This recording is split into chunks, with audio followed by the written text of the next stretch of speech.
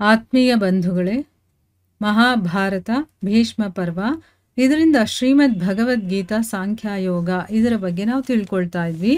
ಓದ ಭಾಗದಲ್ಲಿ ಭಗವಂತ ಕರ್ಮ ಫಲವನ್ನ ಅಪೇಕ್ಷೆ ಪಡೆದೆ ನೀನು ಕೆಲಸ ಮಾಡು, ಮತ್ತೆ ದ್ವಂದ್ವಗಳಿಂದ ರಹಿತನಾಗಿ ನೀನು ಕೆಲಸ ಮಾಡು, ಕರ್ಮ ಮಾಡದೇ ಇರೋದ್ರಲ್ಲೂ ನಿನಗೆ ಆಸಕ್ತಿ ಇರಬಾರ್ದು, ಆಮೇಲೆ ಸಿದ್ಧಿ ಅಸಿದ್ಧಿ ಇದೆಲ್ಲ ಸಮಾನ ರೀತಿಯಲ್ಲಿ ತಗೊಳ್ಬೇಕು, ನೀನು ಸಮತ್ವ ಅನ್ನೋದೇ ಯೋಗ ಅಂತ ಅನ್ನಿಸ್ಕೊಳ್ಳುತ್ತೆ.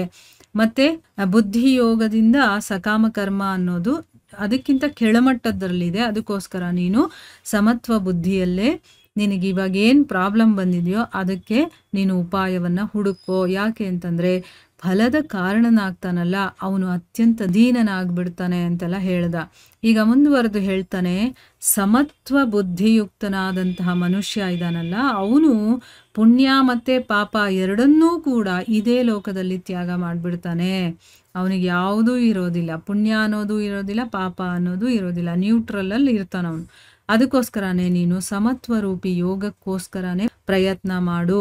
ಈ ಸಮತ್ವರೂಪಿ ಯೋಗನೇ ಕರ್ಮಗಳಲ್ಲಿ ಕುಶಲವಾಗಿರುವಂಥದ್ದು. ನಾವು ಮಾಡುವಂಥ ಕೆಲಸ ಇದೆಯಲ್ಲ ಅದರಲ್ಲೆಲ್ಲ ಸಮಭಾವನೆಯನ್ನು ಇಟ್ಕೊಂಡು ಮಾಡ್ತೀವಲ್ವಾ, ಅದನ್ನ ಕುಶಲ ಅಂದರೆ ತುಂಬಾನೇ ನಾಜೂಕಾಗಿರುವಂಥದ್ದು, ಅಂದರೆ ಎಲ್ಲದರಲ್ಲೂ ಒಂದು ಶ್ರೇಷ್ಠವಾಗಿರುವಂಥದ್ದು. ಯಾಕೆ ಅಂತಂದರೆ ಸಮತ್ವ ಬುದ್ಧಿಯಿಂದ ಯುಕ್ತರಾದಂತಹ ಜ್ಞಾನಿ ಜನರು ಕರ್ಮಗಳಿಂದ ಉತ್ಪನ್ನವಾಗುವಂಥ ಫಲಗಳನ್ನೆಲ್ಲ ತ್ಯಾಗ ಮಾಡಿ ಜನ್ಮರೂಪಿ ಬಂಧನದಿಂದ ಮುಕ್ತರಾಗಿ ನಿರ್ವಿಕಾರ ಪರಮಪದವನ್ನು ಪಡ್ಕೊಳ್ತಾರೆ.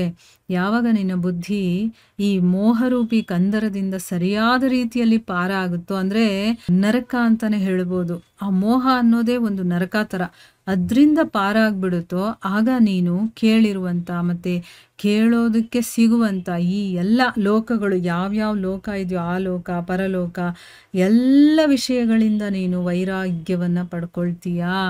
ಈ ಮೋಹ ಅನ್ನೋದು ಒಂದನ್ನು ಬಿಟ್ಬಿಟ್ಟೆ ಅಂತಂದರೆ ಆಗ ವೈರಾಗ್ಯ ತಂತಾನಾಗೆ ಬಂದ್ಬಿಡುತ್ತೆ.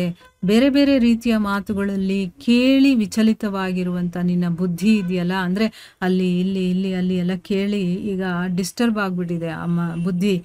ಯಾವಾಗ ಅದು ಆ ಪರಮಾತ್ಮನ ಸ್ವರೂಪದಲ್ಲಿ ಅಚಲ ಅಂದರೆ ಸ್ವಲ್ಪನೂ ಅಲ್ಗಾಡದೆ ಸ್ಥಿರವಾಗಿ ನಿಲ್ಲುತ್ತೋ ಆಗ ನೀನು ಭಗವತ್ ಪ್ರಾಪ್ತಿ ರೂಪವಾದಂತಹ ಯೋಗವನ್ನು ಪಡ್ಕೊಳ್ತೀಯಾ ಅಂತ ಹೇಳ್ತಾ ಇದ್ದಾರೆ.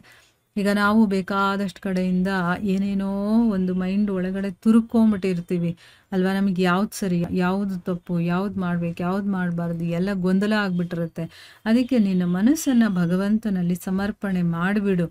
ಮನಸ್ಸು ಬುದ್ಧಿ ಎಲ್ಲ ಕೂಡ ಅದನ್ನು ಯಾವಾಗ ನೀನು ಸ್ಥಿರವಾಗಿ ಇಟ್ಕೊಳ್ತೀಯೋ ಭಗವಂತನಲ್ಲೇ, ಆಗ ನೀನು ಆ ಭಗವತ್ ಪ್ರಾಪ್ತಿ ಅನ್ನುವಂಥ ಯೋಗವನ್ನು ಪಡ್ಕೊಳ್ತೀಯಾ.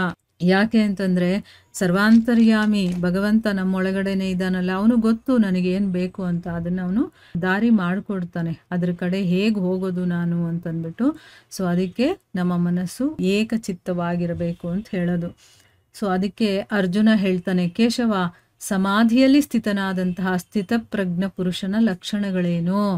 ಆ ಸ್ಥಿರ ಬುದ್ಧಿ ಇರುವಂಥ ಮನುಷ್ಯ ಹೇಗೆ ಮಾತಾಡ್ತಾನೆ, ಹೇಗೆ ಕೂತ್ಕೊಳ್ತಾನೆ, ಹೇಗೆ ನಡೀತಾನೆ ಅಂತಂದ್ಬಿಟ್ಟು ಇಲ್ಲಿ ಕೇಳ್ತಾ ಇದ್ದಾನೆ. ಈಗ ಸ್ಥಿತವಾಗಿ ನಿನ್ನ ಮನಸ್ಸನ್ನು ಇಟ್ಕೋ ಅಂತ ಹೇಳ್ತಾರಲ್ಲ, ಆ ಸ್ಥಿರತೆ ಬರೋದು ಯಾವಾಗ? ಸಮಾಧಿಯಲ್ಲಿ ಇದ್ದಾಗ.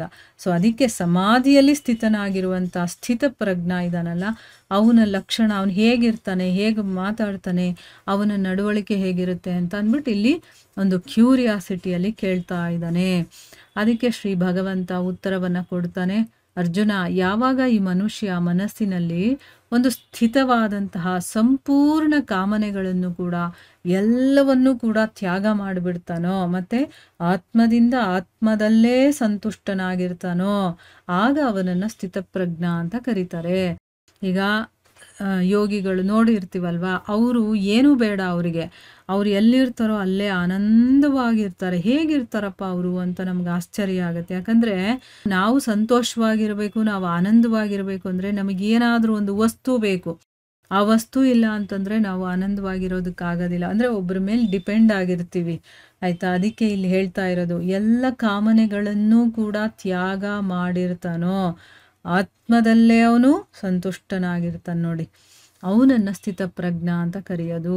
ದುಃಖಗಳ ಪ್ರಾಪ್ತಿಯಾದಾಗ ಯಾರ ಮನಸ್ಸಲ್ಲಿ ಉದ್ವೇಗ ಇರೋದಿಲ್ವೋ, ನನಗೇನೋ ಒಂದು ದುಃಖ ಆಯಿತು, ಏನೋ ಒಂದು ನೋವಾಯಿತು, ಆಗೇನಾಗುತ್ತೆ, ಉದ್ವೇಗ ಬಂದ್ಬಿಡುತ್ತೆ ನಮ್ಮ ಮನಸ್ಸಲ್ಲಿ. ಒಡ್ಕೊಳ್ಳೋಕೆ ಶುರುವಾಗುತ್ತೆ, ಭಯ ಆಗುತ್ತೆ, ಆಮೇಲೆ ಕೋಪ ಬರುತ್ತೆ, ಇದೆಲ್ಲ ಆಗುತ್ತಲ್ವಾ. ಆ ಉದ್ವೇಗ ಅನ್ನೋದು ಇರೋದಿಲ್ವೋ. ಮತ್ತು ಸುಖದ ಪ್ರಾಪ್ತಿಯಲ್ಲೂ ಕೂಡ ಯಾರು ನಿಸ್ಪೃಹರಾಗಿರ್ತಾನೋ ಏನೂ ಆಗೋದಿಲ್ಲ ಅವನಿಗೆ. ಸಂತೋಷ ಹಿಗ್ಗಿ ಕುಣಿದಾಡೋದು, ಅದು ಏನೇನೋ ಮಾಡಿಬಿಡ್ತೀವಿ, ಹಾರ್ಟ್ ಅಟ್ಯಾಕೇ ಆಗಿಬಿಡುತ್ತೆ ಕೆಲವರಿಗೆ. ಅಂದರೆ ಸುಖ ಅಥವಾ ಒಳ್ಳೆ ಒಂದು ಸುದ್ದಿ ಕೇಳಿದಾಗ ಅದನ್ನು ತಡ್ಕೊಳ್ಳುವಷ್ಟು ಅವ್ರಿಗೆ ಕೆಪಾಸಿಟಿ ಇರೋದಿಲ್ಲ. ಆ ರೀತಿನೂ ಆಗಬಾರ್ದು. ಮತ್ತು ಯಾರ ರಾಗ ಭಯ ಮತ್ತು ಕ್ರೋಧ ನಷ್ಟವಾಗಿದೆಯೋ, ಇದು ತುಂಬ ಇಂಪಾರ್ಟೆಂಟ್ ನೋಡಿ. ನಮಗೆ ಭಯನೂ ಇದೆ, ಆಮೇಲೆ ರಾಗನೂ ಇದೆ. ಅಂದರೆ ಏನು, ಬೇರೆದರಲ್ಲಿ ಮಮತೆ, ಆಸಕ್ತಿ ಅನ್ನೋದು ಅದು ಇದೆ, ಮತ್ತು ಕೋಪನೂ ಇದೆ. ಇದೆಲ್ಲ ಇದ್ದಾಗ ನಮಗೆ ಸ್ಥಿರ ಬುದ್ಧಿ ಅನ್ನೋದು ಇರೋದಿಲ್ಲ. ಅದಕ್ಕೆ ಇದೆಲ್ಲ ಯಾರಲ್ಲಿ ನಾಶವಾಗಿರುತ್ತೋ, ಈ ರೀತಿಯ ಮುನಿ ಇದಾನಲ್ಲ ಅವನು ಸ್ಥಿರ ಬುದ್ಧಿ ಇರುವಂಥವನು ಅಂತ ಹೇಳೋದು. ಯಾವ ಮನುಷ್ಯ ಎಲ್ಲ ಕಡೆಗಳಿಂದಲೂ ಕೂಡ ಸ್ನೇಹರಹಿತನಾಗಿರ್ತಾನೋ, ಆಯಾ ಶುಭ ಅಶುಭ ವಸ್ತುಗಳನ್ನು ಪಡ್ಕೊಂಡು ಯಾರು ಪ್ರಸನ್ನನಾಗಿರೋದಿಲ್ವೋ, ಅಂದರೆ ಎಲ್ಲಾದರೂ ಹೋಗಲಿ ಅವನಿಗೆ ಪ್ರೀತಿಯಿಂದ ಮಾತಾಡೋಕ್ಕೆ ಬರಲ್ಲ, ಎಲ್ಲರನ್ನೂ ದ್ವೇಷ ಮಾಡ್ತಿರ್ತಾನೆ. ಮತ್ತು ಏನಾದರೂ ಒಂದು ಒಳ್ಳೆಯ ವಸ್ತು ಸಿಗಲಿ, ಒಳ್ಳೆಯ ವಸ್ತು ಸಿಗದೇ ಇರಲಿ, ಆಗಲೂ ಕೂಡ ಅವನು ಸಂತೋಷನೇ ಪಡಲ್ಲ. ಅವನು ಇಷ್ಟಪಟ್ಟಿದ್ದು ಸಿಕ್ಕಿದ್ರೂ ಅವನಿಗೆ ಸಂತೋಷ ಆಗೋದಿಲ್ಲ. ಮತ್ತು ಯಾವ ಮನುಷ್ಯ ಎಲ್ಲ ಕಡೆಗಳಿಂದಲೂ ಕೂಡ ಸ್ನೇಹರಹಿತನಾಗಿರ್ತಾನೋ, ಮತ್ತು ಆಯಾ ಶುಭ ಮತ್ತು ಅಶುಭ ವಸ್ತುಗಳನ್ನು ಪಡೆದು ಯಾರು ಪ್ರಸನ್ನವಾಗೋದಿಲ್ವೋ ಅಥವಾ ದ್ವೇಷವನ್ನು ಮಾಡೋದಿಲ್ವೋ ಅವನ ಬುದ್ಧಿ ಸ್ಥಿರವಾಗಿರುತ್ತೆ. ಅಂದರೆ ಎಲ್ಲೂ ಅವನು ಅಟ್ಯಾಚ್ಮೆಂಟ್ ಇಟ್ಕೊಳ್ಳೋದಿಲ್ಲ. ಏನೇ ಒಳ್ಳೆಯ ವಸ್ತು ಬಂದರೂ ಅವನು ರಿಯಾಕ್ಟ್ ಮಾಡೋದಿಲ್ಲ. ಕೆಟ್ಟ ವಸ್ತುಗಳು ಬಂದರೂ ಅಥವಾ ಕೆಟ್ಟ ಘಟನೆಗಳು ಆದರೂ ಕೂಡ ಅವನು ರಿಯಾಕ್ಟ್ ಮಾಡೋದಿಲ್ಲ. ಆ ರೀತಿಯ ಒಂದು ಸ್ಥಿರ ಬುದ್ಧಿ ಅವನಲ್ಲಿ ಇರುತ್ತೆ ಅಂತಂದ್ಬಿಟ್ಟು ಹೇಳ್ತಾ ಇದ್ದಾರೆ. ಸೊ ಇಲ್ಲಿಗೆ ನಾವು ನಿಲ್ಲಿಸೋಣ. ಹರೇ ಕೃಷ್ಣ.